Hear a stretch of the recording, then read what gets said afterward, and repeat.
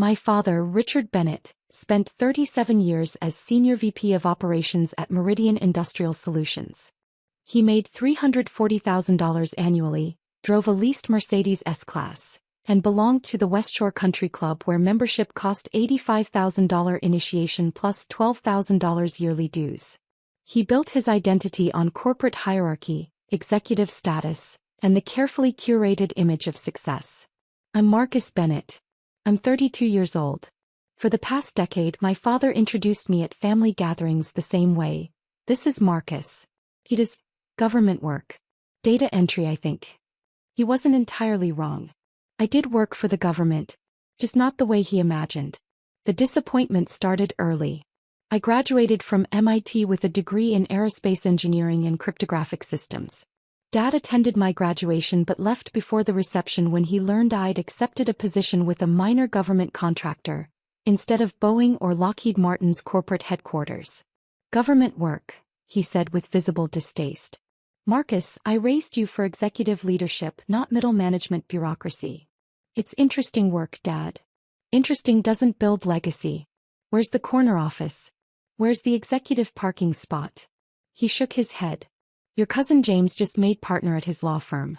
Your sister Victoria runs an entire marketing division. And you're filing paperwork for mid-level government contracts. I didn't correct him. My actual role was lead systems architect for classified aerospace defense contracts. My security clearance was TS/SCI with additional compartmented access.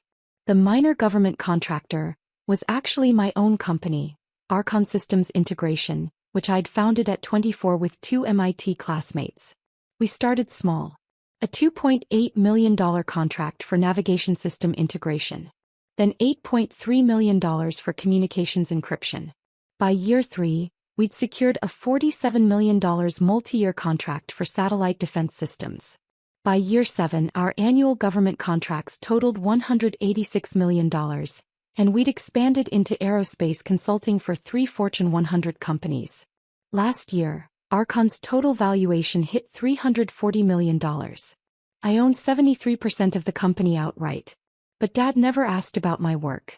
He asked about my title, my office size, whether I had people reporting to me.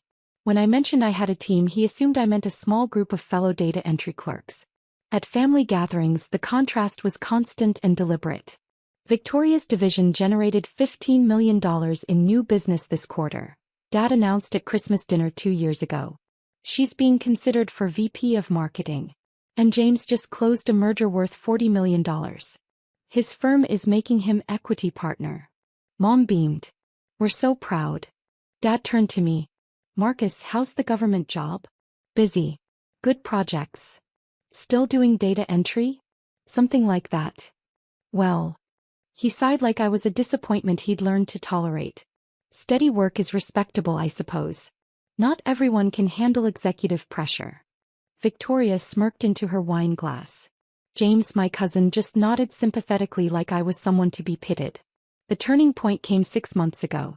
Dad announced his retirement at Sunday brunch. 37 years, he declared. I'm retiring as Senior VP with full executive benefits and pension. Meridian is throwing a retirement celebration at West Shore Country Club. Black tie executive reception. The CEO is speaking. Board members attending. The chairman of our parent company is flying in from New York. That's wonderful, Dad, Victoria said. Such an accomplishment. It is. Dad looked directly at me. Marcus, I need to discuss your attendance. I set down my coffee. Okay. This is a professional executive event. C-suite executives, board members, industry leaders. The invitation says, Black tie executive reception.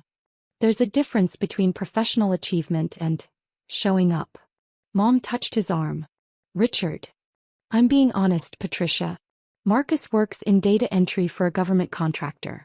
He'll be surrounded by people asking what he does, where he works, what his title is. It's not his environment. Dad, I can wear a tuxedo and make small talk. It's not about the tuxedo. His voice had that edge of corporate authority. It's about context. You'd be the only person there without an executive position or significant business achievement. It would be uncomfortable for you and potentially embarrassing for me. Some of my colleagues know I have a son. They'll expect more. The table went quiet. You're uninviting me from your retirement party.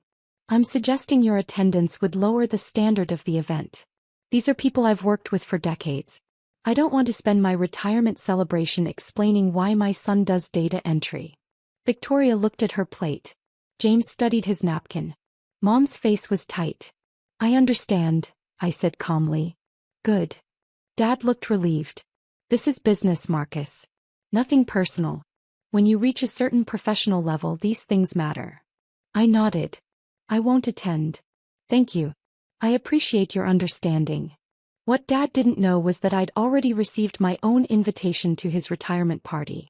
Not from him. From the West Shore Country Club's ownership group. Because 3 years earlier I'd purchased the West Shore Country Club. Not as Marcus Bennett, private citizen. Through Archon Holdings, one of my company's investment subsidiaries. The club had been struggling financially, facing $4.8 million in debt and declining membership. The previous owners needed an exit strategy.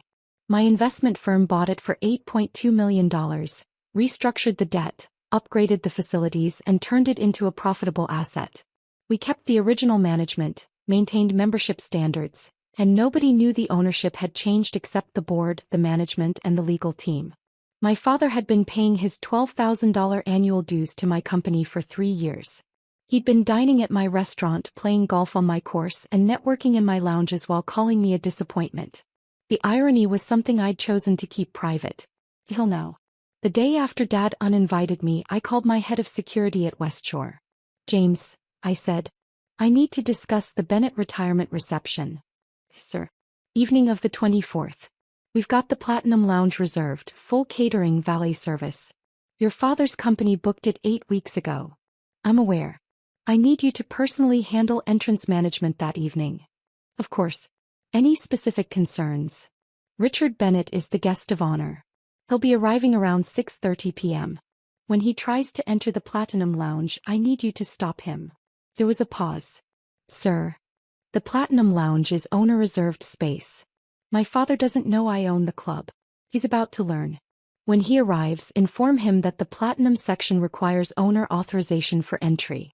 Don't let him through until he asks the right questions. James was quiet for 3 seconds. Understood, sir. And when he asks who the owner is, tell him the owner is already inside. Then call me. I'll handle the rest. Yes, sir. I hung up and opened my email. The invitation Dad had sent was still there. Black tie executive reception. Regrets only. I replied with one word, okay. Then I called my executive assistant at Archon. Michelle, I need you to prepare a portfolio. What kind? Everything. Company valuation, government contracts, facility clearances, client list. The unclassified portions. Include the West Shore Country Club acquisition documents, financial statements for the past 3 years, and my personal net worth summary. Print it in a leather binder. I need it by the 24th. The day of your father's retirement party. Exactly. The evening of April 24th was clear and cool. I arrived at West Shore at 6 p.m., 30 minutes before the official reception start time. I wore a custom Tom Ford tuxedo Patek Philippe watch, and carried the leather portfolio Michelle had prepared. James met me at the private owner's entrance. Good evening, Mr. Bennett. Evening, James. Is everything ready? Sir. The Platinum Lounge is fully set up. Catering is in place. Your father's party is expected at 6:30. I'll be stationed at the main entrance to the Platinum section. Perfect. I'll be inside. When my father arrives, follow the plan exactly. Understood, sir. I entered the Platinum Lounge through the private corridor. The space was impeccable. Floor-to-ceiling windows overlooking the golf course, crystal chandeliers, private bar, seating for 80 guests. My company had spent $340,000 renovating this room alone. I took a seat at a corner table with a clear view of the main entrance. I ordered a scotch and opened the portfolio, reviewing the documents I might need. At 6:32 p.m., I heard raised voices from the entrance corridor. Sir, I need to see your authorization. Authorization? I'm the guest of honor. This is my retirement party. That was Dad's voice, already frustrated. I set down my scotch and waited. I understand, sir, but the Platinum Lounge is reserved exclusively for the owner's guests this evening. I need confirmation that you're authorized to enter this section. Authorized? My company booked this room 8 weeks ago. We paid $18,000 for this space. The booking is confirmed, sir. However, the Platinum section has specific access requirements.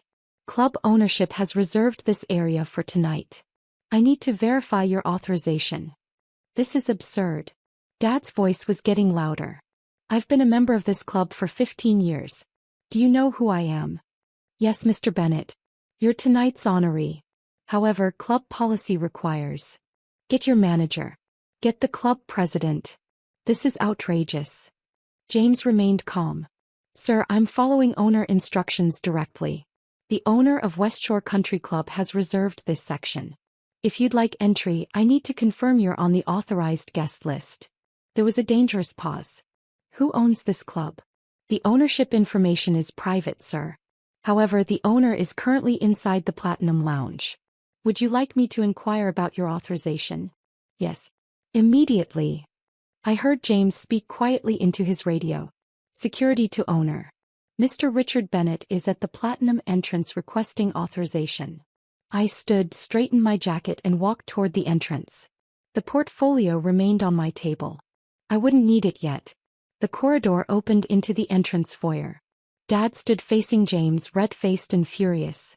He was wearing a tuxedo, looking every inch the successful executive. Mom stood behind him, looking uncomfortable. Victoria and her husband were there, along with about 20 other guests, all dressed formally, all looking confused and irritated. Dad was mid-sentence when he saw me. And I want to speak to whoever owns this club right now because this is the most unprofessional. He stopped.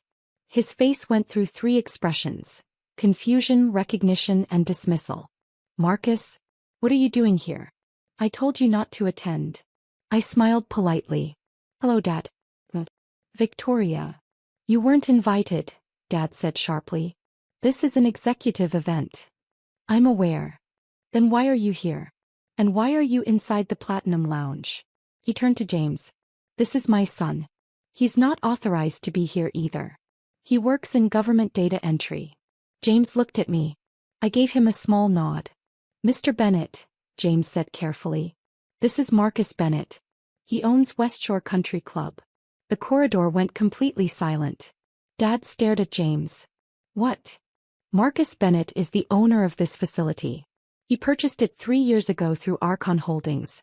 He's authorized to be anywhere on the property. In fact, he authorized tonight's event. Dad's face went pale. That's impossible. I can provide documentation if needed, sir. Dad turned to me slowly. You own this club? Yes. You own West Shore Country Club. Through one of my investment companies, yes. We acquired it 3 years ago when the previous owners faced financial difficulties. We've invested about $3.2 million in renovations and improvements since then. Your investment company. Archon Holdings. It's a subsidiary of Archon Systems Integration. That's my primary company. Mom's hand went to her mouth. Victoria's face had gone white. Dad's voice was very quiet. Your government data entry job. I don't do data entry, Dad. I'm the founder and CEO of Archon Systems Integration. We're a defense aerospace contractor specializing in classified satellite and communications systems. We hold $186 million in active government contracts. Last year our company valuation was $340 million. I own 73% of it. The number hit him like a physical blow. You're saying you're worth.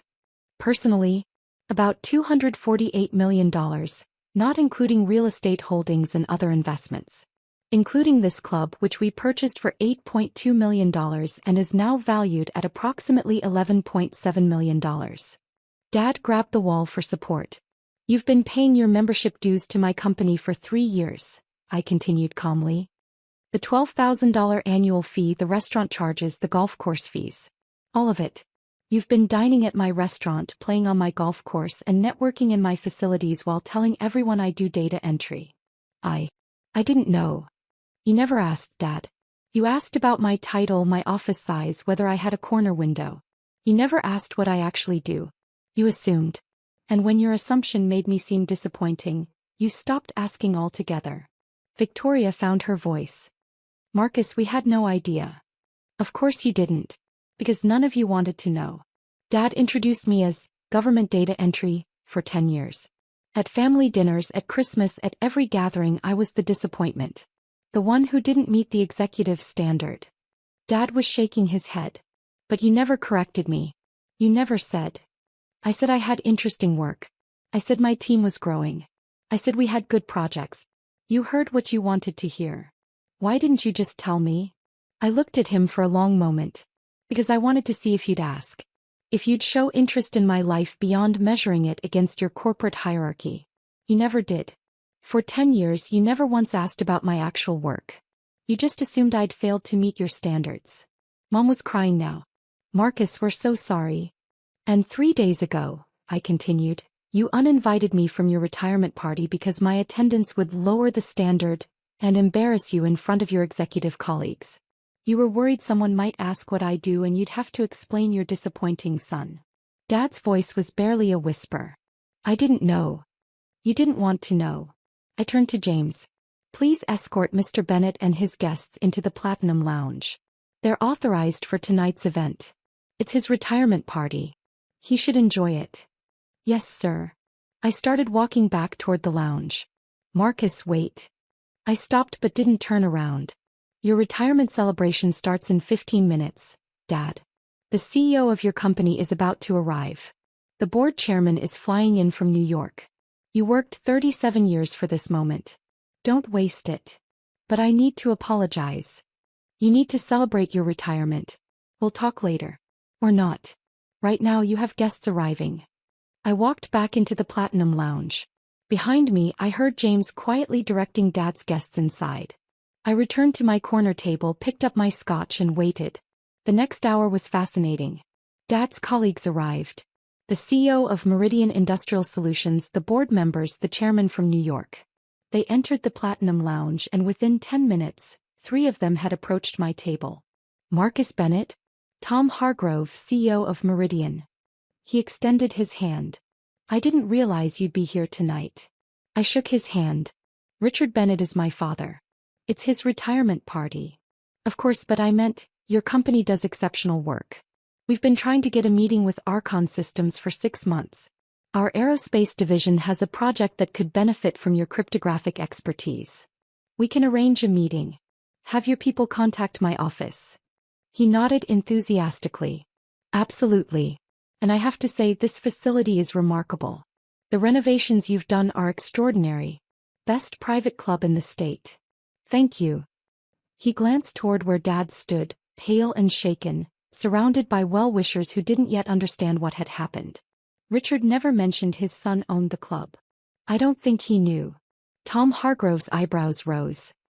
He didn't know his own son owned a $340 million aerospace company? We don't talk much about work. That's unfortunate. He paused. Well, congratulations on your success. You've built something remarkable. 2 more executives approached within the next 20 minutes. Both knew my company. Both wanted meetings. Both seemed confused about why Dad had never mentioned me. I watched Dad across the room. He kept glancing at me, then away, then back. His retirement speech was scheduled for 8 p.m. He looked like a man whose entire worldview had just collapsed. At 7:45, Mom approached my table alone. Marcus, may I sit?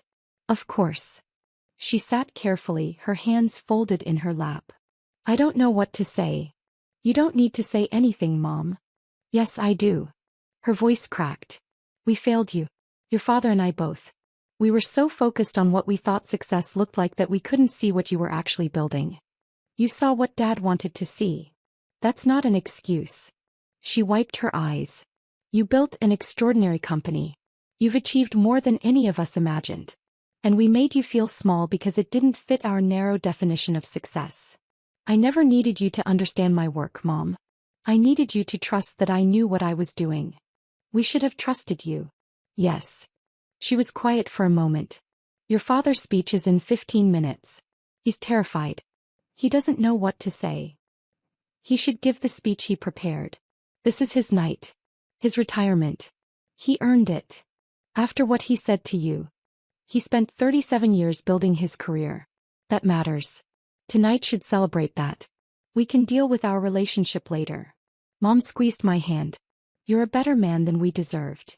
She stood and walked back to Dad. I saw them talk quietly. Dad looked at me again and this time I nodded. He needed to move forward with his evening. At 8 p.m. the CEO of Meridian called for attention. The room quieted. Dad walked to the small podium that had been set up near the windows. He looked out at the crowd of colleagues, executives and board members. Then he looked at me. 37 years ago, he began, I started at Meridian as a junior operations manager. I was 26 years old, hungry to prove myself, determined to climb the ladder. I believed success meant titles, corner offices, executive parking spots. I built my career on that foundation. He paused. Tonight, I'm retiring as Senior VP of Operations. I reached the executive level I dreamed about. I earned the titles I wanted. By every measure I set for myself, I succeeded. His voice changed. But tonight I also learned that I failed to recognize success when it was sitting in my own home.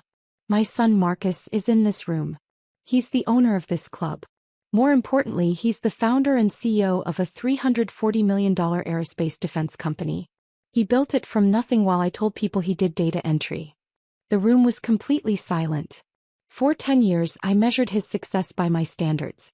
I looked for corner offices and executive titles. I never asked about the classified government contracts, the defense systems, the aerospace innovations he was creating. I saw what I wanted to see and what I saw disappointed me. Dad's hands gripped the podium. 3 days ago, I uninvited him from this party because I was embarrassed by what I thought he did. I told him his attendance would lower the standard of this event. Tonight I learned he owns the venue. He authorized this entire celebration. And every executive in this room seems to know his company and want to work with him. Someone in the crowd actually gasped. So before I talk about my 37 years at Meridian, I need to say this. Dad looked directly at me. Marcus, I'm sorry. I'm sorry for dismissing your achievements. I'm sorry for never asking about your work. I'm sorry for measuring you by standards that don't matter. You built something extraordinary and I was too blind to see it. The room was absolutely still. You were right, Dad continued quietly. I didn't want to know. Because knowing would have meant admitting I was wrong about what success looks like. It would have meant recognizing that you surpassed everything I achieved, and you did it quietly without the titles and recognition I craved. He paused. I don't know if you can forgive me, but I hope tonight on what should be my celebration, you understand that I finally see you. And I'm proud. Not of your money or your company or your success. I'm proud that despite having a father who couldn't see your worth, you built something meaningful anyway. Dad stepped back from the podium. The room erupted in applause, but he wasn't looking at them. He was looking at me. I stood and walked to the podium. The crowd quieted. Dad, I said, give your retirement speech. You earned this night. We'll talk tomorrow. But tonight is yours. He nodded slowly. I returned to my table. Dad gave his prepared speech. He talked about his career, his colleagues, his journey from junior manager to senior VP. It was a good speech, humble and grateful. When he finished, the crowd applauded enthusiastically. The party continued until 11 p.m. Executives approached Dad with congratulations. Several approached me with business cards and meeting requests. Victoria hugged me awkwardly and apologized 3 times. Mom cried again. At 10:45, as guests were leaving, Dad approached my table one last time. Can we have coffee tomorrow? Sure. At my house. I thought about it. No. Let's meet at the club. 9 a.m. We can talk in the owner's private dining room. He nodded. I'll be there. Dad. Yes. You didn't fail. You built a successful career. You raised 3 kids. You provided for your family. That matters. We just need to redefine what success means to both of us. His eyes filled. Thank you. He left with Mom. Victoria and her husband followed. The remaining guests filtered out. By 11:15 I was alone in the Platinum Lounge. James appeared. Quite an evening, sir. Yes. Will Mr. Bennett be returning? Tomorrow morning. We're having coffee. I'll have the private dining room prepared. Thank you, James. I walked through the empty lounge, past the tables that had held Dad's retirement celebration, out to the private corridor. My car was waiting. I drove home to my house in Brookfield Heights, a $2.8 million property I'd purchased with my first major contract payout. The next morning I arrived at West Shore at 8:50 a.m. James had the private dining room set up with coffee, pastries, and a quiet space for conversation. Dad arrived at exactly 9 a.m. He looked tired but steady. We sat. I poured coffee. "I brought something," Dad said. He pulled out a folder. "This is every family photo I have of you. Christmas, graduations, birthdays. 32 years of photos." He spread them on the table. "Last night I went through them all. You know what I realized? In almost every picture you're smiling. You look happy. Confident. Like you knew exactly who you were and where you were going. I never saw it. I was so focused on what I thought you should be that I never saw who you actually were." "Dad. Let me finish." He took a breath. "I built my entire identity on corporate hierarchy. When you didn't follow that path, I thought you'd failed. But you didn't fail. You just succeeded differently. You built something bigger than anything I ever imagined, and you did it while I was calling you a disappointment." "You weren't entirely wrong," I said. "I could have told you about my company years ago. I chose not to. Partly because you weren't asking, but partly because I wanted to see if you'd value me without the success markers you cared about." "That's fair. But Dad, you need to understand something. Your career wasn't less valuable because mine turned out differently. You worked 37 years at a company. You provided for your family. You earned your retirement. That matters. But I hurt you." "Yes. And I don't know how to fix that." I was quiet for a moment. "You start by asking about my work. Really asking. Not about titles or office size. About what I actually do, why it matters, what challenges I'm solving." "Okay. And you stop measuring success by corporate hierarchy. Victoria's marketing success is valuable. Your career was valuable. My company is valuable. They're just different paths." Dad nodded slowly. "Can I ask now? About your work?" "Yes. What do you actually do?" I smiled. "I design cryptographic systems for classified defense satellites. My team of 47 engineers builds secure communication networks that protect national security infrastructure. We integrate aerospace systems that coordinate defense operations across multiple agencies." "That sounds incredible." "It is. It's complex, challenging work. I love it." "Why didn't you tell me?" "Most of it's classified. I can't discuss specifics. But also, you never asked about the work itself. You asked about titles and hierarchy. There was no entry point for the actual conversation." Dad was quiet. "I wasted 10 years. We both did. But we don't have to waste the next 10. He looked up. No. If you actually want to know about my work, my company, my life, I'll tell you. But it has to be genuine. Not because you're impressed by the money or the success. Because you actually care about who I am." "I do care. Always cared. I just showed it terribly." "Then we start over. Today." Dad reached across the table. I shook his hand. "Marcus, what you've built is extraordinary. Not just the company or the money. The way you handled last night. The way you're handling this conversation. You're a better man than I taught you to be." "You taught me plenty, Dad. Work ethic, integrity, commitment. I just applied it differently." We talked for 2 more hours. I showed him the portfolio Michelle had prepared, the unclassified portions of my company, the contracts I could discuss, the growth trajectory we were on. He asked real questions. Some he didn't understand, but he tried. At noon we walked out together. In the parking lot he looked at the club building. "You really own this." "Yes. It's remarkable what you've built." "Thank you." "Marcus." "Yeah. Can I tell people about your company now? Or is it still classified?" I smiled. "The company itself isn't classified. You can tell anyone you want." "Good. Because I'm pretty sure half the executives from last night want to work with you, and I'd like to brag about my son for once." "Feel free." He hugged me then. Tightly. The first real hug in probably a decade. 3 months later, Dad attended Archon's annual partners' dinner. I introduced him to my team, my business partners, the government liaisons I could acknowledge publicly. He asked questions, listened carefully, and at one point whispered to me, I had no idea this is what you were building. How you know? I'm sorry it took so long. It's okay, Dad. We got here eventually. Victoria started asking about my work too. Real questions, not just polite interest. Mom visited my office and met my team. Slowly, carefully, my family started seeing me as I actually was, not as they'd assumed I'd be. And Dad? He updated how he introduced me. Now this is my son Marcus. He founded and runs a defense aerospace company. He's doing classified work I barely understand, but it's extraordinary. Want to hear about it? I still own West Shore Country Club. Dad still plays golf there every Saturday. But now when he signs the restaurant check or books the conference room, he smiles and says, "My son owns this place, you know." Last week we had coffee again in the owner's private dining room. Dad asked about a new contract we just won, $73 million for satellite defense integration. I explained what I could. He listened carefully, asked good questions, and at the end said, "I'm proud of you, Marcus. Not because of the money or the success. Because you never let my blindness stop you from building something meaningful. Thanks, Dad.